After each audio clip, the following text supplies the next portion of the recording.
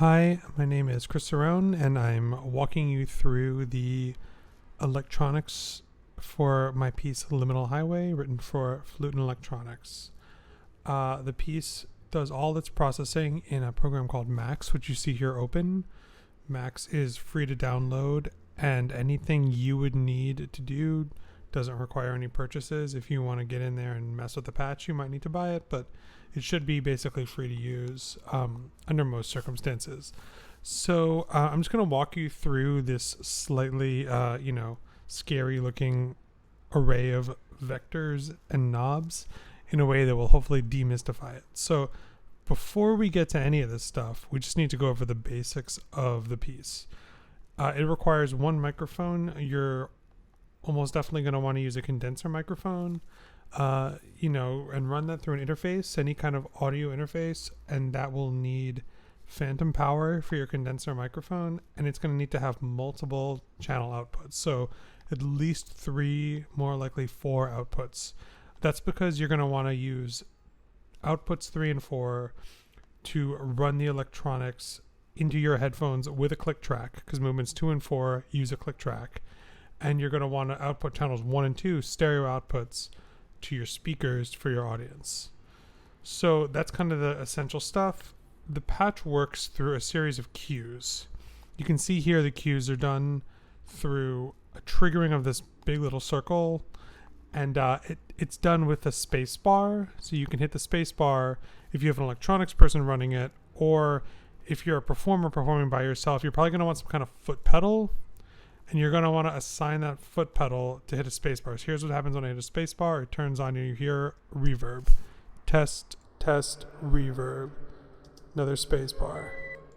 So basically that's the fundamental principle of the piece. You advance cues that are in the score with a foot pedal that is programmed to hit space bar. You can program it to do other stuff on your own, but that's the preset.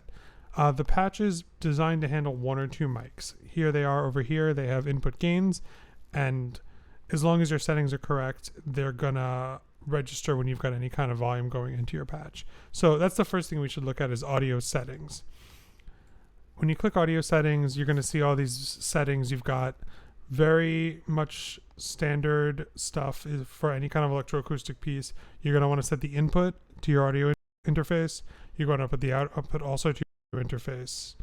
You're going to want to set your signal vector size quite low. 64 is what I've got it at, somewhere around there, and your IO vector size pretty big. That's the small signal vector size is so that it can handle the delays pretty quickly. The IO vector size is so your reverbs have a large enough buffer to process properly.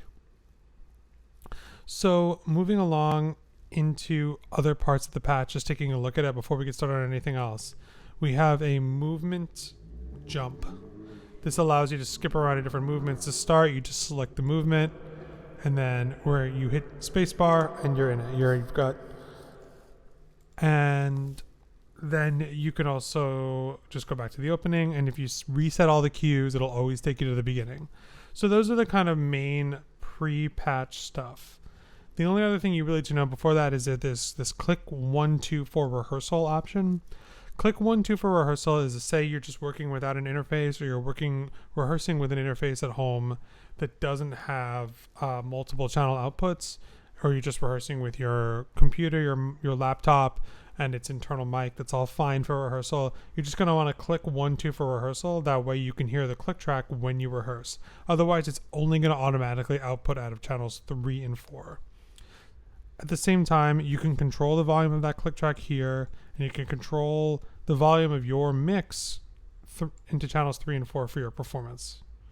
All right, so now we're just going to quickly go through the different parts of the piece. Each movement has its own little internalized mixer, and so you're going to really want to hear each movement one by one.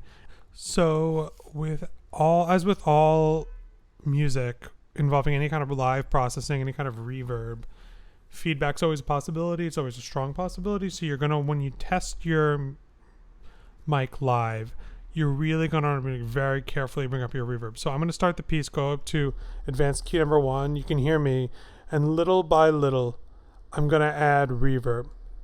So now you can hear it pretty well. There I am. And yeah, so you're going to want to do it very gradually live until you get a very wet sound. You want a close, wet sound for the whole piece, but you're really going to always want to be careful about feedback. So then, as the piece goes on, you advance all the cues that you can.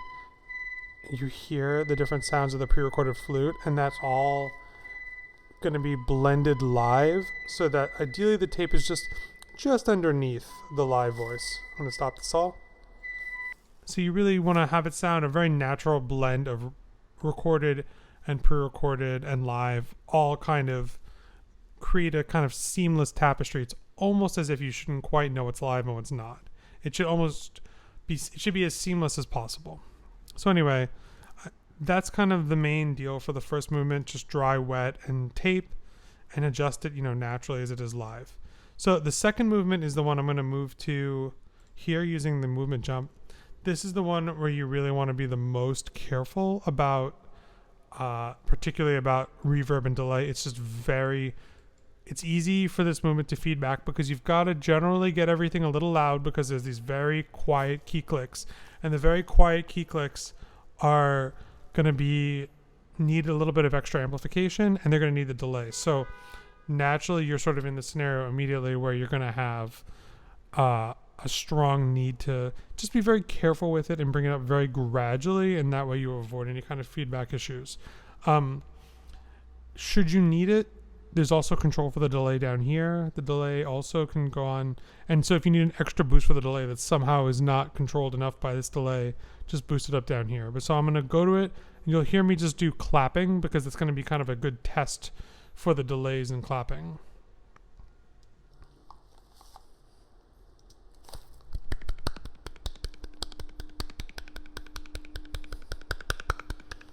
So it sounds like I need a little more, right?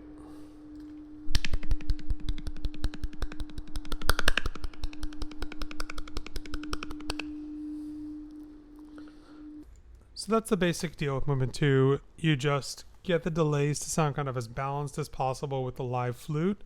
You're going to want to play the flute very closely into the microphone. There's a great video online of Tim Monroe playing it on YouTube live. And you'll see that he kind of points the mouthpiece of the mic, of the flute, into the mic. And that's the way you're going to do that. And then you can kind of gradually pull away as the movement progresses.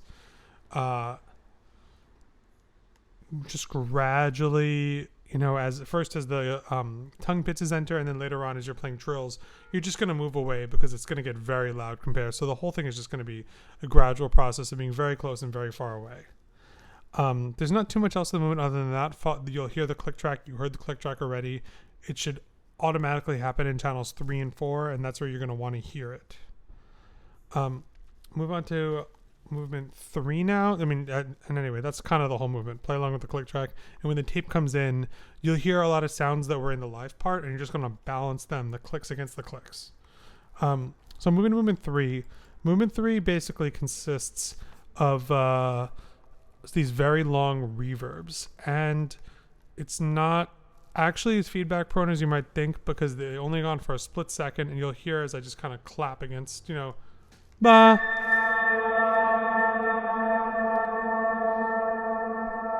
So the key for the flutist is just to trigger those very much in time, because it's like a little tiny second where that reverb happens, and then it'll just ring freely. It's like a little gate that happens. So the only thing about movement 3 really is that again, just keep the tape part balanced against that. It comes in about halfway through, and then again about halfway through the movement, a click track actually does enter. So the click track really gets you lined up with the long crescendo at the end of the movement that happens electronically. So you just kind of stick with the click at that point. It's it's pretty straightforward. So movement 4 happens directly after movement 3. So the click in movement 3 literally leads into the click in movement 4. So on the right after the last beat of movement 3 in the click, you immediately click on movement 4, and you get going right with the click right there. There's no pause in between, and since it's continuous from one movement to the next, you're really just going to want to keep on going and no pause, straight into it. Everything I said about movement 2 applies to movement 4. So Yeah, you're gonna want to adjust the reverb and delay accordingly. This time, this is delay 2 over here if you need it down here. But, it's just going to be a matter of being really close to the mic. It's a matter of being really careful about feedback again. And, so there'll be a click. You follow along with the click. The beginning of the click is the beginning of the movement. There's no upbeat. And when the tape comes in, you're just going to want to balance the tape click sounds that were with the sort of key click sounds are going to balance with the earlier tape part. And other than that, it's actually a pretty straightforward movement. And as long as you're with the click, you should be totally fine. The last movement works a lot like the first. I'm using my movement jump again, and I'm just going to test the opening of it with the same long reverb at the opening. Test.